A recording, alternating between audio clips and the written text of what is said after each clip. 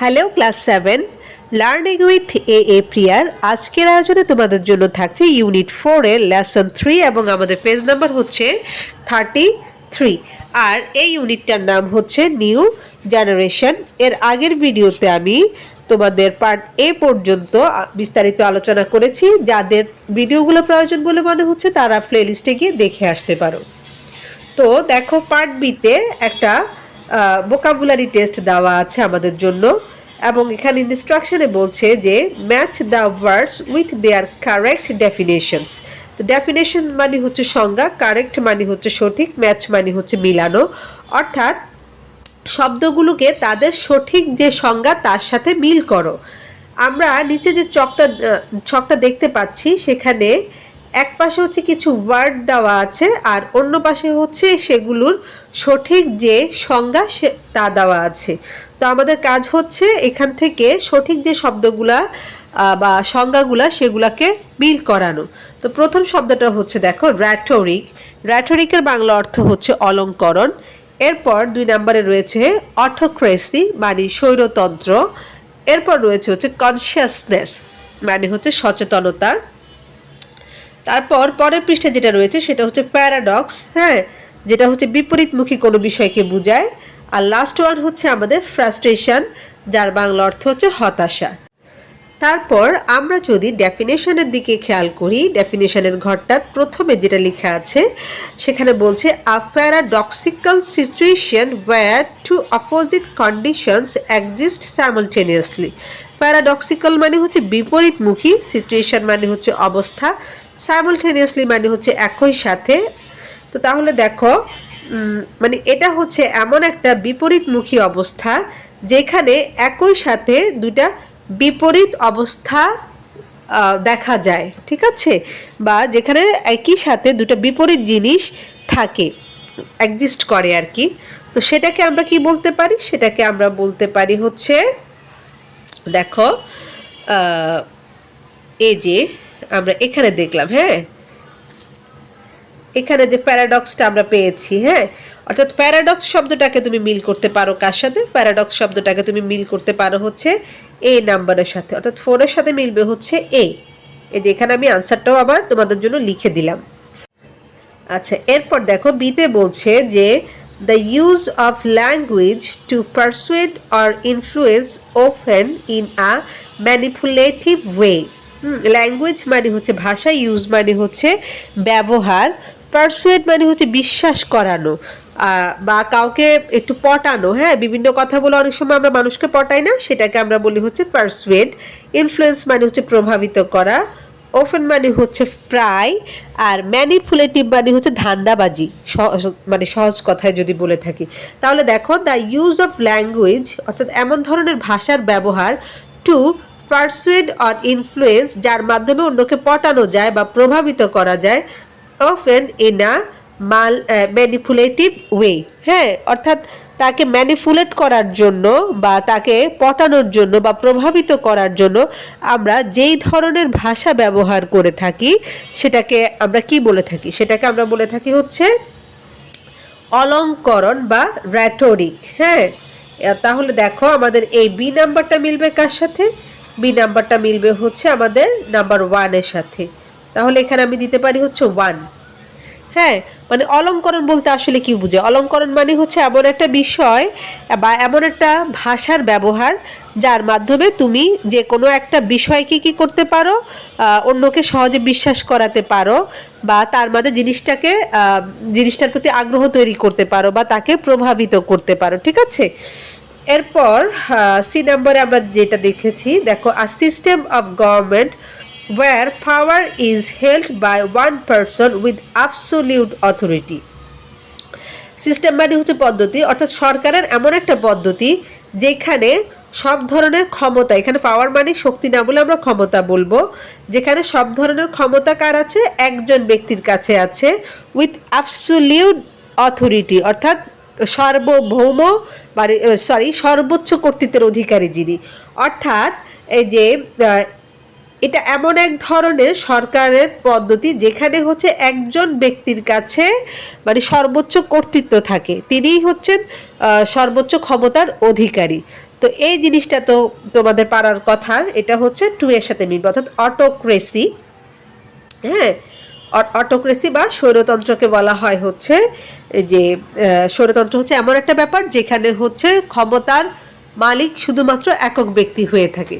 তাহলে দেখো 2 নাম্বার যাবে হচ্ছে আমাদের সি এর সাথে। ওকে, আমি এখানেও একটু লিখে লিখে তোমাদেরকে দেখিয়ে দিচ্ছি। এরপর আর এপাশে কি আছে দেখি, awareness or understanding of something, specially the state of wands mind.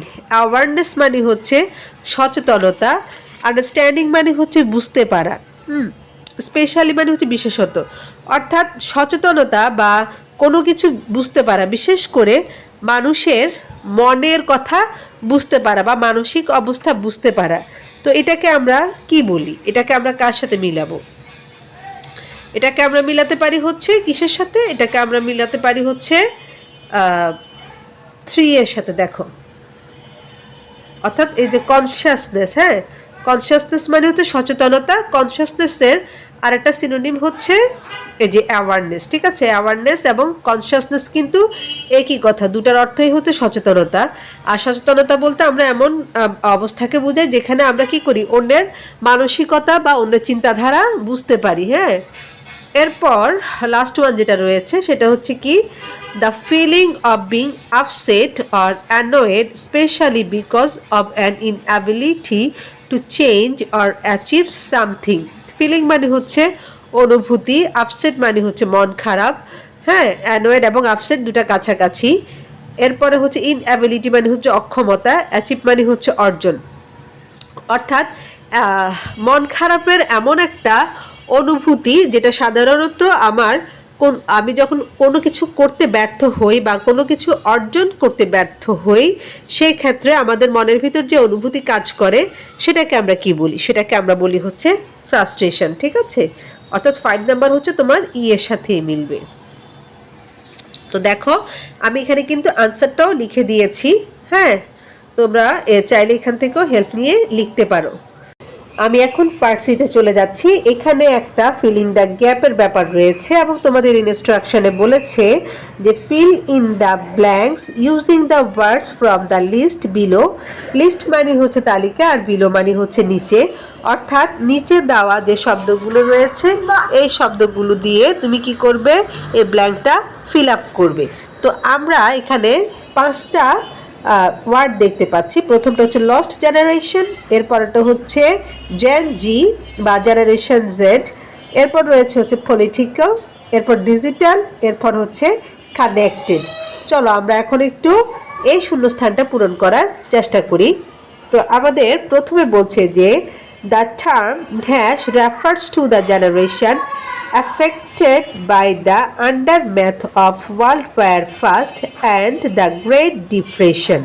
হ্যাঁ, অর্থাৎ এখানে একটা টার্মকে বোঝানো হচ্ছে, যে টার্ম দিয়ে হচ্ছে এমন একটা প্রজন্মকে বোঝায় যারা হচ্ছে প্রথম বিশ্বযুদ্ধের ফলাফল স্বরূপ বা প্রথম বিশ্বযুদ্ধের কারণে যারা নানানভাবে ভুক্তভোগী হয়েছে। তো এখানে আমি আনসারটা দেখো পাশে লিখে রেখেছি। আমাদের আনসারটা হচ্ছে লস্ট জেনারেশন। কিন্তু এখন দেখো, আমরা যদি আমাদের টেক্সটে ফিরে যাই, যে টেক্সটটা থেকে কোশ্চেনটা করা হয়েছে সেখানে যদি তুমি ফিরে যাও তাহলেও কিন্তু আনসারটা তুমি ডিরেক্টলি পেয়ে যাবে। এই যে আমি একটু দেখিয়ে দিচ্ছি তোমাদেরকে, এখানে বলা হচ্ছে যে লস্ট জেনারেশন। ঠিক আছে, যে this refer to those who suffered the aftermath of world war first. তাহলে এই যে লস্ট জেনারেশন শব্দটাই আমরা ওখানে ব্যবহার করছি। ওকে, আচ্ছা, এরপর দ্বিতীয় যে সেন্টেন্সটা রয়েছে সেটাতে একটু দেখি। দ্বিতীয় সেন্টেন্সটাতে বলছে যে, তো 2 বলছে dash is the first generation to grow up entirely in the digital age. মানে এখানে আরেকটা জেনারেশনের কথা বলা হচ্ছে, এরাই হচ্ছে প্রথম প্রজন্ম যারা কিনা পুরোপুরি একটা ডিজিটাল যুগে জন্মগ্রহণ করেছে। তো আমি শূন্যস্থানে লিখেছি হচ্ছে জেন জি, অর্থাৎ দ্বিতীয় নাম্বারে যেটা ছিল সেটাই আবার আমি এখানে বসিয়ে দিলাম। তো দেখো, আমাদের 31 পেজে যদি আমরা যাই তাহলেও কিন্তু আমরা জিনিসটা পেয়ে যাব। দেখো এখানে বলছে generation Z is the group that grew up entirely in the digital as the first zoom into the internet. হ্যাঁ, অর্থাৎ জেনারেশন যেই হচ্ছে প্রথম প্রজন্ম যারা কিনা পুরোপুরি ডিজিটাল যুগে বেড়ে উঠেছে। তারপর দেখো 3 নম্বরে বলছে যে the 2018 road safety protest marked a shift in dash awareness or generation Z। তো আমরা যদি এই যে রিডিংটা একটু খেয়াল করি তাহলে দেখো এখানে বলছে যে এই যে the 2018 road safety protest and the brutal crackdown that followed marked a significant shift in Gen Z's consciousness sharpening their political awareness। এই যে পলিটিক্যাল অ্যাওয়ারনেস শব্দটা কিন্তু আমরা এখানেই পেয়ে গেলাম, ঠিক আছে। তারপর দেখো 4 নম্বরে বলছে যে the July uprising of 2024 called for new methods to address the challenges of today's dash world। তো এখানে আমি ব্যবহার করলাম হচ্ছে ডিজিটাল ওয়ার্ল্ড, অর্থাৎ 2024 সালের যে জুলাই বিপ্লবটা হয়েছে এটা হচ্ছে বর্তমানে ডিজিটাল ওয়ার্ল্ডের যে নানান রকমের চ্যালেঞ্জেস রয়েছে বা প্রতিকূলতা রয়েছে সেগুলোর মুখোমুখি হওয়ার একটা নতুন পদ্ধতি। হ্যাঁ, সর্বশেষ যেটা রয়েছে সেখানে বলছে যে Gen Z experiences a paradox of being both hyper connected yet often dash। অর্থাৎ এই যে Gen Z বা তোমাদের যে প্রজন্ম তারা কি করছে এক ধরনের দ্বিমুখী বা বিপরীতমুখী ব্যাপারের বা বিপরীতমুখী অভিজ্ঞতার সম্মুখীন হচ্ছে, যেহেতু তারা কি হচ্ছে তারা অনেক বেশি কানেক্টেড বা সম্পর্কিত এবং একই সাথে তারা বিচ্ছিন্ন। তো এখানে আমি একটু বলে রাখি আমাদের শূন্যস্থানের জন্য যে শব্দগুলো দেওয়া আছে এখানে আছে কানেক্টেড। হ্যাঁ, কিন্তু তোমাদের উত্তরটা হওয়ার কথা ছিল হচ্ছে আইসোলেটেড অথবা ডিসকানেক্টেড। এটাও একটা প্রিন্টিং মিস্টেক হতে পারে। এখন আমি কি জন্য আইসোলেটেড এবং ডিসকানেক্টেড বলছি তোমরা সেন্টেন্সটা আরেকটু ভালো করে খেয়াল করো। এখানে বলছে যে জেন জি অথবা এই যে প্রজন্ম, হ্যাঁ, তারা হচ্ছে এক ধরনের বিপরীতমুখী অভিজ্ঞতার সম্মুখীন হয়, যেহেতু তারা একদিকে হচ্ছে কি হাইপার কানেক্টেড, হ্যাঁ, অনেক বেশি সম্পর্কিত, আবার অন্যদিকে হচ্ছে তারা কি ছিল বিচ্ছিন্ন ছিল। তো এই জিনিসটাও কিন্তু আমরা আমাদের টেক্সটে পড়েছি। এই যে আমরা যদি সেন্টেন্সটা খেয়াল করি তাহলে বুঝতে পারবো যে Gen Z experiences a paradox hyper connected yet often isolated কথাটা ঠিক লেখা আছে। তো এখন আমরা শূন্যস্থানে আইসোলেটেড অথবা ডিসকানেক্টেড শব্দটা ব্যবহার করতে পারি, দুটার অর্থই হচ্ছে বিচ্ছিন্ন। অর্থাৎ এই জেনারেশনটা একদিকে যেমন অনেক বেশি সম্পৃক্ত তেমনি অন্যদিকে হচ্ছে তারা বিচ্ছিন্ন অবস্থায় আছে। তাহলে দেখো তোমরা এখানে ডিসকানেক্টেড অথবা আইসোলেটেড শব্দটা ব্যবহার করতে পারো, কিন্তু যেহেতু প্রিন্টিং মিস্টেক এখানে তো সেহেতু এখানে তো কিছু করার নেই। তো যাই হোক, আজকের ভিডিওটা আমি এখানেই শেষ করছি। আজকের ভিডিও সম্পর্কে তোমরা তোমাদের যে কোনো মতামত কমেন্টে জানাতে পারো। ইনশাআল্লাহ লেসন 4 নিয়ে খুব শীঘ্রই তোমাদের সাথে দেখা হচ্ছে। সে পর্যন্ত সবাই ভালো থাকো, সুস্থ থাকো। আল্লাহ হাফিজ।